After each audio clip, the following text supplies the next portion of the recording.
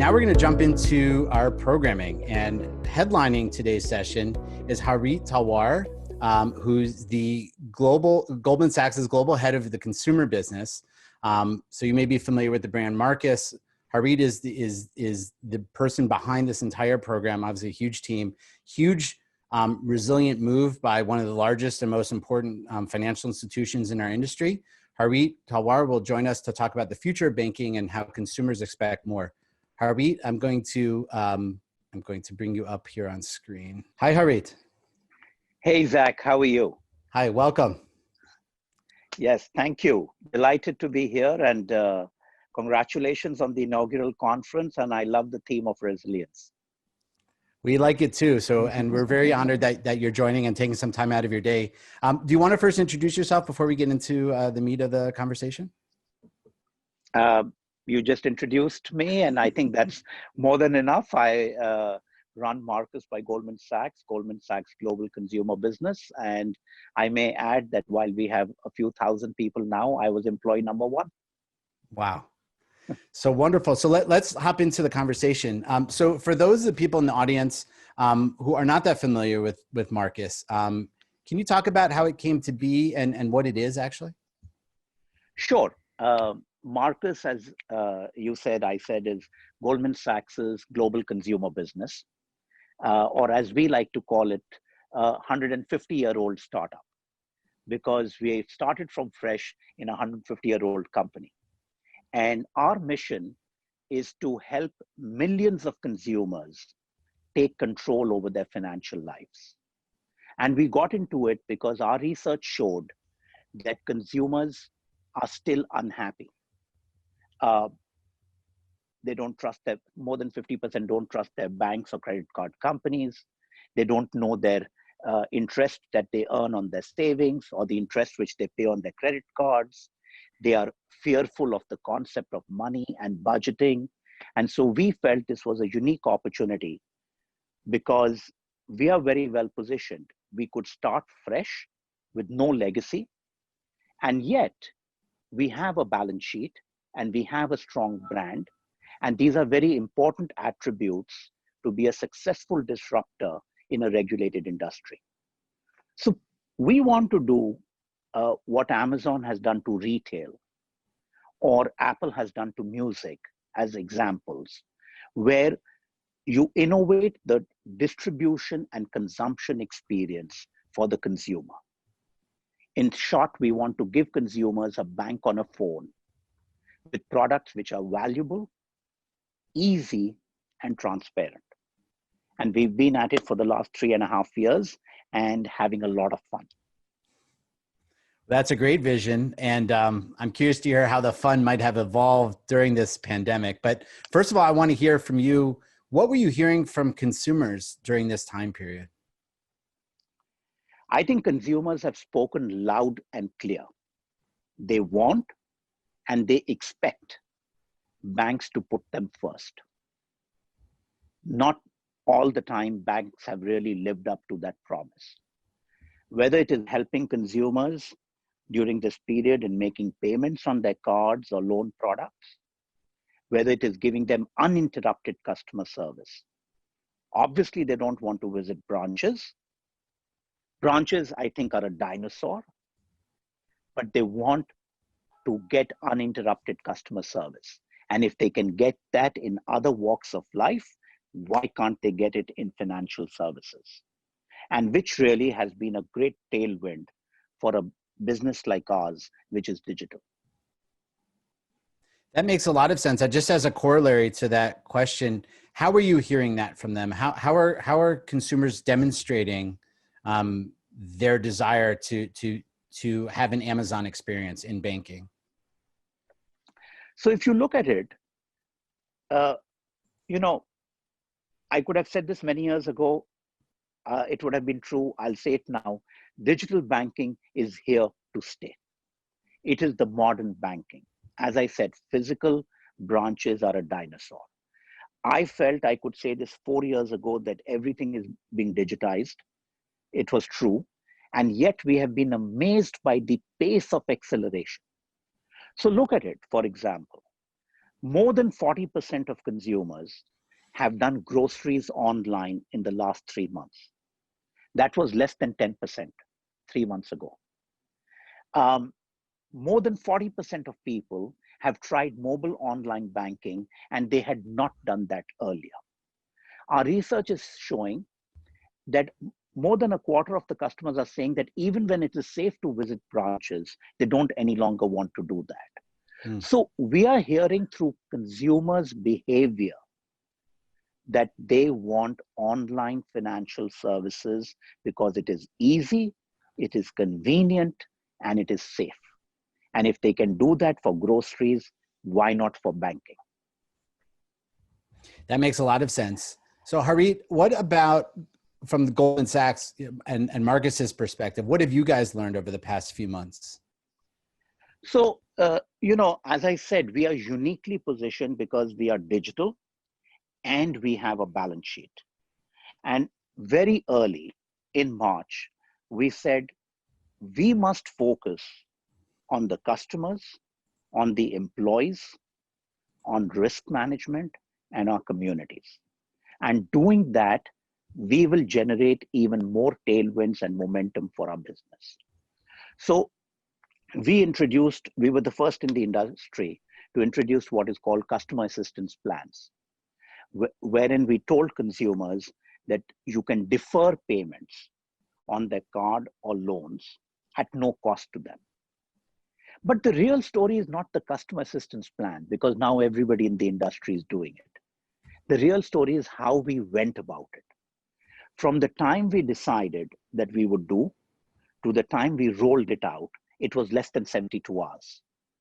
Because this is what digital, online, agile technology stacks allow you to do.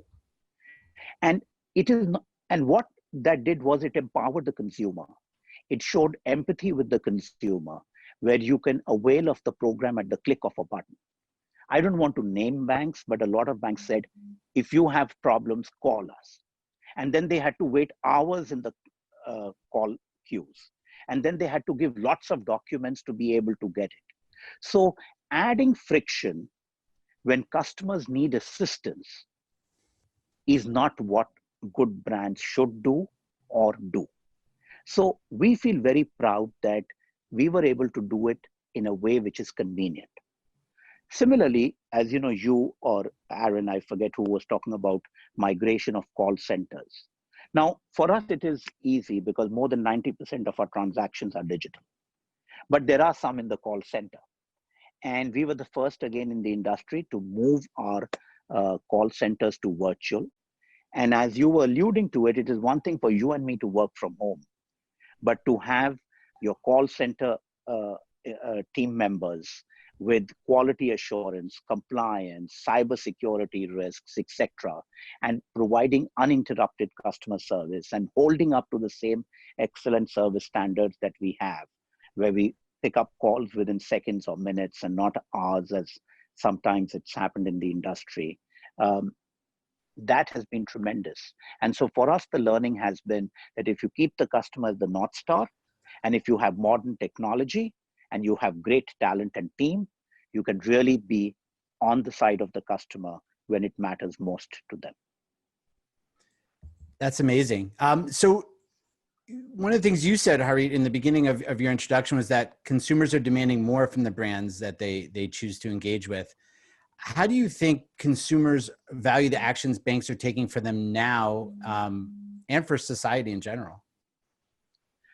So, you know what happens, Zach, is that during periods like this, there are trends which accelerate. It's not necessary that they give birth at that time, but they accelerate. And you're right, one of the trends which has accelerated is what I would call the social ethos of a brand. What is the social personality of a brand? Because customers are increasingly wanting to know not just what you're doing for them, but what you're doing for your employees, how well you look after your employees, and what are you doing for the communities. So for example, when we migrated our call centers to virtual call centers where our team members can work from home, when customers would call and get their answers addressed, they would ask, where are you working from?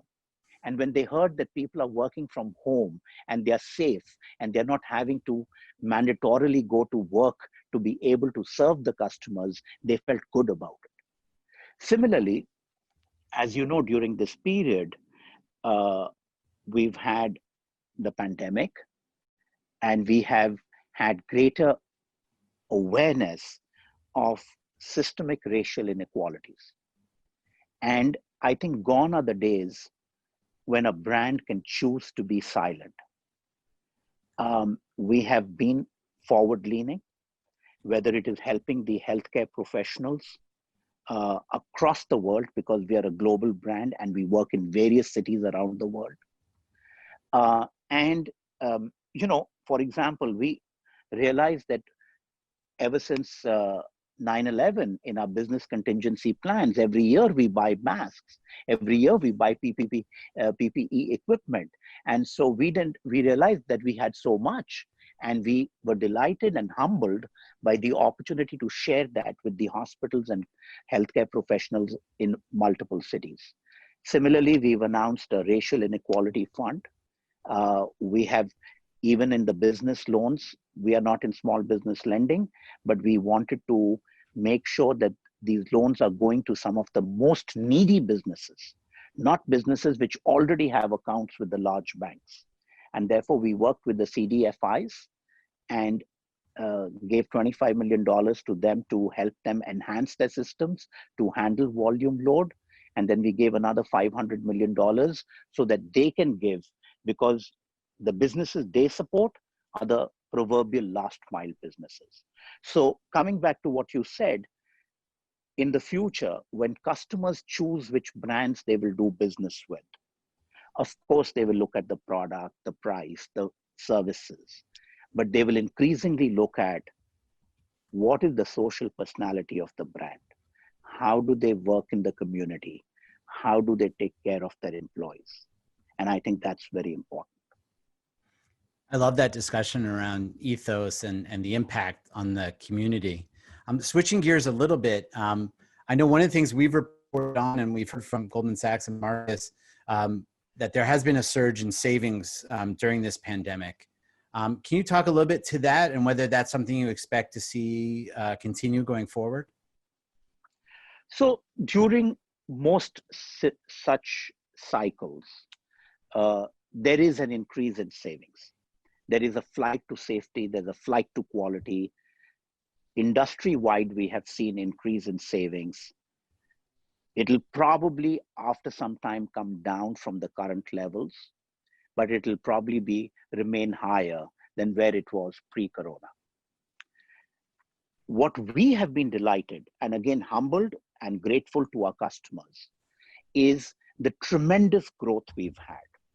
We purchased an online deposit platform from GE 4 years ago in the spring of 16. And it was $9 billion of consumer deposits.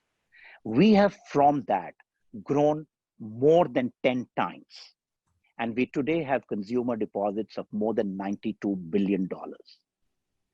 And the learning over there is you've got to give value to the consumer, because we don't spend so much money in physical branch distribution. The interest rate we give is 4 times the national average. But that's not enough. You've got to make it easy, simple, and transparent. So when you open an account with Marcus, and of course I'm biased, it takes a couple of minutes. And more than 90% of our account opening is driven by the customer with no human intervention. And of course, if they do want a human intervention, we have call and chat capabilities, but it is so simple. So the learning is, it's very difficult to keep things simple, but it is simple is what the customers want. It is value, which is what the customers want. I think large banks with physical branches are only helping landlords rather than consumers. Wow. So one of the things I'm interested in, and I assume everyone else is as well, is Marcus's work and Goldman's work with Apple Card. Can you give us an update on where that business is and sort of where it's headed? Sure. So we are delighted to be able to have Apple Card and working with Apple, one of the best brands and companies in the world. And both Apple and we had a vision of attempting to redefine the credit card industry and credit card experience. Whether it is on how you apply for the card, the fact that from the time you apply to the time you use the card, because it is digital and virtual, and not everybody gets approved, let me say that, because we have to be prudent. It is a matter of minutes. And I think in the industry, the best in class for a general purpose card to be used is a few days, and we do it in a few minutes. And we go beyond that. We give daily cash in Apple Card. We try and help consumers pay less interest on their borrowings. So it is really a new kind of a card. And it's titanium. So I do think it's, in my view, the coolest physical card you can ever get in addition to the digital card. Our CEO said last year, David Solomon, that it is perhaps the most successful card launch ever, and in the US. And we believe that's true. It has continued to do well. And what we are very delighted with is the level of customer experience that we are able to offer. And we continue to expand along with Apple. We now, beyond the card, provide installment financing, whether it's for phones or any devices of Apple. We have launched recently what we call Path to Apple Card, because there are many people who get declined. And we are starting small in that, I should highlight. But when they do get declined, instead of giving them a regulatory notice, which the law requires, we are giving them specific actionable insights as to what they could do in their life, in their financial life, so that they can improve their credit and get approved over time. So I think we launched it last year. We are very delighted with it. It's a long journey, but we've been gratified by the consumer response. So I know, Harit, in addition to the Apple partnership, that you recently also announced a partnership with Amazon. Can you talk about that and what that spells for the future? Sure. As you can see, we've been very busy. So we've had multiple product launches, a mobile app launch during the last few months. So let me step back and say that one of the Marcus has two go-to-market strategies. One is we go to consumers directly with the Marcus brand. And the second is what we call banking as a service, which is our partnership strategy, where we want to embed our product manufacturing capabilities into some of the best ecosystems in the world, so that we can meet customers, whether they are consumers in the case of Apple Card, or small businesses and sellers in the case of Amazon, at places where they go themselves anyway. And so what we have done with Amazon is a seller refinancing program. Again, we are starting very small. We want to learn and then expand. And we launched that just a few weeks ago. So we are that's one of the advantages of Marcus being inside Goldman Sachs, that we have the opportunity to work with some of the best brands in the world. I guess as a corollary to that, Harit, how have partnerships impacted, I guess, this concept of resilience at Goldman Sachs and at Marcus? There was this incredible, exogenous impact to your business and to the industry as a whole. Like, how do you see partnerships playing, I guess, as part of your whole portfolio of what you guys do best?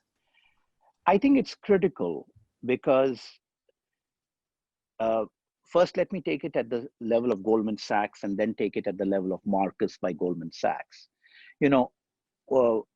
We are grateful that we have relationships with some of the largest organizations, whether it's corporations, governments, organizations around the world. And during the last few months, all our colleagues across the firm have been very, very busy working with some of the largest companies, helping them navigate the pandemic, or the cycle, whether it is through liquidity, whether it is through capital, whether it's through advice, whether it's through interactions, technology, etc. And when you're working together with other large companies, you are building resilience for each other. We are helping them, they are helping us. Together, we are helping the system. Similarly, in the consumer side, given that we are working with some of the strongest companies in the world, we are learning a lot from them and we are working with them. And similarly, like when we do a customer assistance plan on the Apple Card, it is with Apple that we are doing it. When we launch with Amazon and we decide in the current period, let's go small initially, or we started also a partnership with JetBlue, not the best of times to do a partnership with an airline. We both decided let's do it slow, small. So I think when you deal with like-minded partners, you bring the same customer centricity, innovation, and resilience towards each other. That makes a lot of sense. And so as you've described this sort of you navigating through this tumultuous time, what's next up for Marcus? Like, what should we be looking for in the future from you guys? How does resilience play, I guess, a role in your future, game plan? I think resilience requires strong North Stars. Because when you have strong North Stars, then you know where you're headed. And if there are some turns or uncertainty in the environment, you navigate. So our North Star is that we want to build the most preeminent, most extremely customer-centric modern consumer bank in the country. So that is our North Star. No matter what happens, we want to be customer-centric. We want to build a modern consumer bank. We want to build our technology stack on API microservices architecture. We want to build banking as a service. We want to make sure that in every product, every feature, every interaction, we provide value, simple, transparent. So that is what you should expect from Marcus in the future. Now, in terms of how do we get there, we continue to scale the businesses we are in. And we've also announced that we are working hard at launching a modern digital checking account next year. We want to do digital investment products next year. And what we are really delighted with is the Marcus app, which we introduced earlier in the year, both the iOS version and then the Android version. And they're already rated, I think, amongst the best apps in the financial services industry on the App Store. So continuing to work on behalf of the customer, to empower the customer, to serve the customer in a completely, insanely customer-centric way is what is our future. Before we turn it over to questions from the crowd, which I hope you're okay taking, Harit. Sure. Can you talk to us a little bit how Marcus, I guess, taps into the pulse of the customer? How do you know what customers are looking for? What's the process internally through which you get that information and be able to have your finger on that pulse? I could go on for hours on that. We are so passionate about it. But let me say that in addition to customers, we are constantly, through various means, whether it's a focus group in person or whether it's quantitative surveys or whether it is social media listening, we have spoken to more than 100,000 consumers to try and understand what are they looking for. In addition, for our own customers, we are looking at their interactions, including, how much time they spend on each screen on the site. What part of the app they're spending more time. Is spending more time on a page good because they're engaged, or is it bad because they're confused? And both can happen, and both do happen. And we make mistakes and we learn from those mistakes every day. So you have to be dedicated to listening to consumers, number one. Number two is then you need to have data architectures which can absorb inputs about the customers, not directly from them, but from various multiple data sources. Third is you must then have the tools to make that information available across the business so that information is democratized. And the fourth is you need to have talent which knows how to really get insights from there. And we do believe that we have the most diverse and talented team, because we have a third of our professionals from typical consumer banks, Citi, Discover, Amex, Chase, Cap One, etc.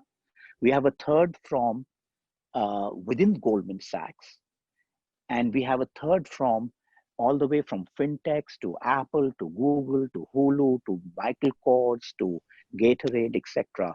So when you have that diversity of experience, you have natural antennas to listen to customers. That makes a lot of sense. I want to also go back to something you had said earlier in your talk, Harit, and that is about the ethos of a brand. Can you say what the Marcus brand stands for in the market?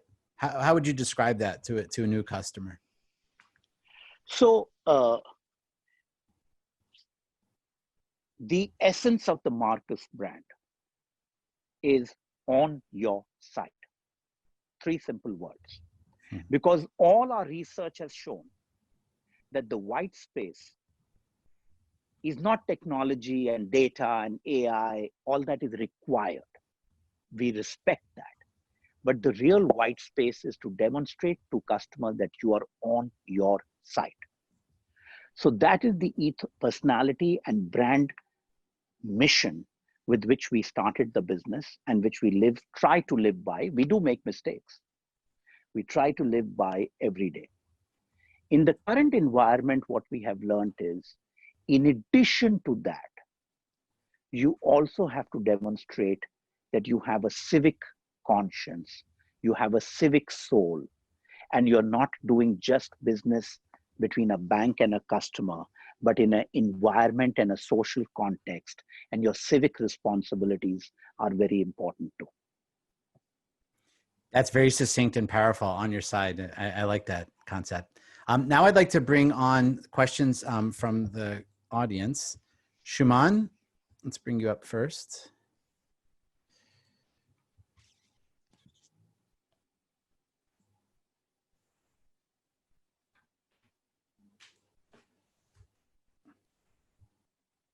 Hey, Shuman, I don't know if you have your audio enabled. Okay, how's that? Can you hear Yes, me? great. Yeah. Okay, great. Harit, I really enjoyed your talk. Shuman Bhattacharya, editor-at-large at Tearsheet. I'm interested to hear a little bit about what you're thinking about the product roadmap from Marcus. You talked about the checking account that's going to launch next year and other investment products. There have been talk about an AI assistant.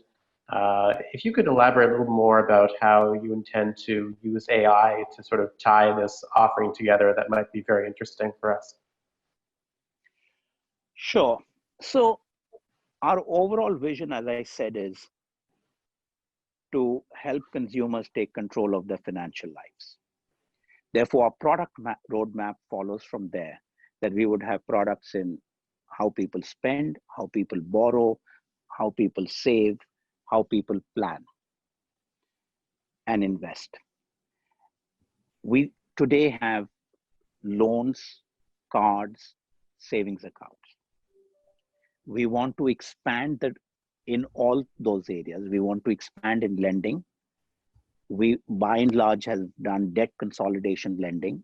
We want to add on more purposeful lending, not mortgages, let me clarify, not auto loans, still in the unsecured area. In savings, we do savings. We then added CDs. We added no penalty CDs. We are going to add checking. In investing, we currently don't have a digital investment product. So you're right, we are planning to introduce digital investing. I don't like to use the word robo investing because that shows, financial services, finances are important to people. Money is important to people. There's nothing robotic about it. Okay. So it can be digital. It needs to have a personality. It has to be personalized, and you have to be there to help people if they need that help, because the human element is important even in how you personalize digital. So we will do that. And as far as AI is concerned, let me say that in my mind, it's a much misunderstood phrase. Everybody has their own definition and version of AI. And there are sometimes parts of AI which may not be great, and there are sometimes which is great. So the way we look at it is, how do we use data and insights and tools to personalize things and make it better for customers? And also, how do we use that to make it better for risk management for us? If that makes me sound a little boring around the future, the world will be taken over by robots and AI and there'll be no human beings, then so be it. I would rather be personalized, solving customer needs rather than trying to become a geek scientist. So you don't have plans to launch an AI assistant, kind of like Bank of America's Erica or et cetera? We may do that, but to me, that is not a big thing in itself. It would be along the journey of serving customers better and better and giving them the self-service empowerment tools. I think when we make a feature so big that it gets a lot of attention and is not focused on how it is helping customers, that's when it becomes probably not so great. So yes, we may do that, but it'll be part of a service improvement journey roadmap. Thanks. Okay, Harit, we've got Stephen here who has a question for you. Sure.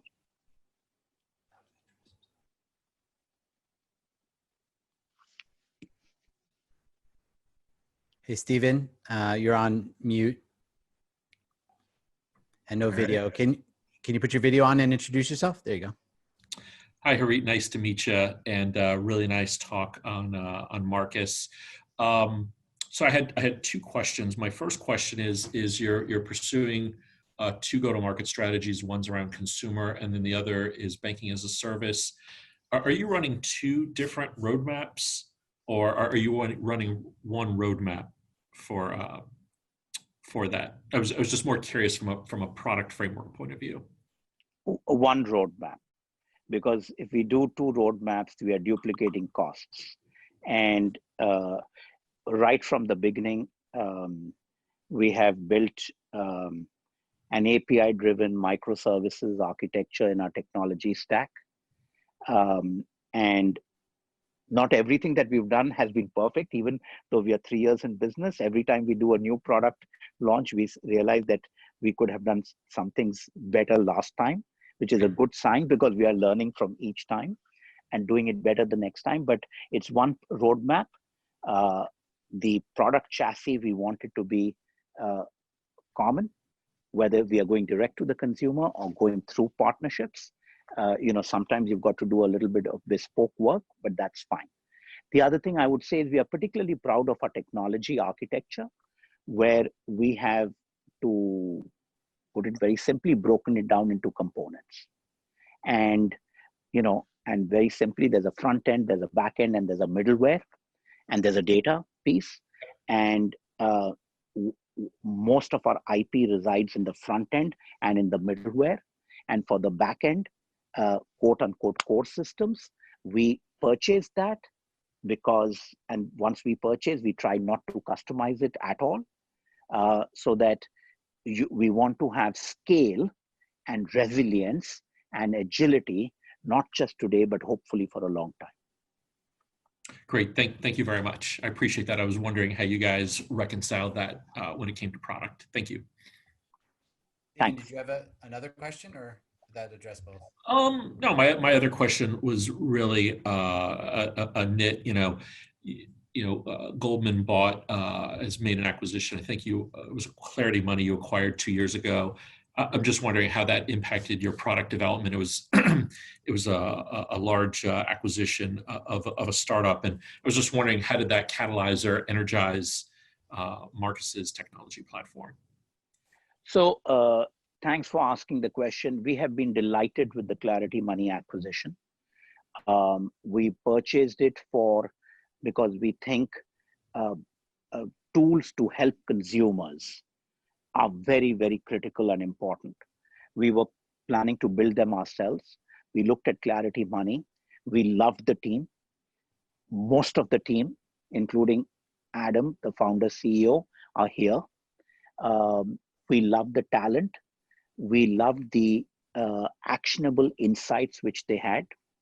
And we are rebranding Clarity Money into Marcus over the next few months and incorporating those insights. And the Clarity and our mobile app, which we are so very proud of, has been built by the Clarity Money team, which is part of the Marcus team. And we sit on the same floor. Wow, cool. Thank you. So for a startup in Soho to be integrated into the Goldman Sachs building on 200 West, I think it's a great attribute to how Marcus has made both build and acquisitions play. And you know, even if I say so myself, we are known as the best M&A advisor in the world, but we have done Clarity Money. We have done the GE online platform. We've grown that 10 times. We have made Clarity Money build the Marcus app. Oh, that's awesome. Thank you. Mm-hmm. Thank you. Thank you, Stephen. Thank you. So with that, Harit, thank you. Harit Talwar, Goldman Sachs, head of consumer business. Thank you for joining us on the Tearsheet Resilience Conference. Thank you very much, Zach, and all the best to you and your audience. And I strongly believe this is a period of resilience and hope and optimism. Amen. Thank you. Thank you, Harit. Thanks. Once again, I always forget that mute button. Thank you very much, Harit. What an honor to have you on the Resilience Conference. And what a great story about a 150-year-old company reinventing itself to become a fintech startup. And you're really doing great things for the market. And I just wanted to thank everyone for being here. I want to remind you that Outlier, our premium newsletter, is sponsoring this. And what it means to sponsor it is that everyone who's an Outlier member right now knows what they get from Outlier. But the ones who are on this conference that haven't yet joined Outlier don't yet know. So what we're going to do as the sponsor is we're going to give everyone that's not an Outlier member a 1-month complimentary subscription to Outlier, so you can see what you get for yourself.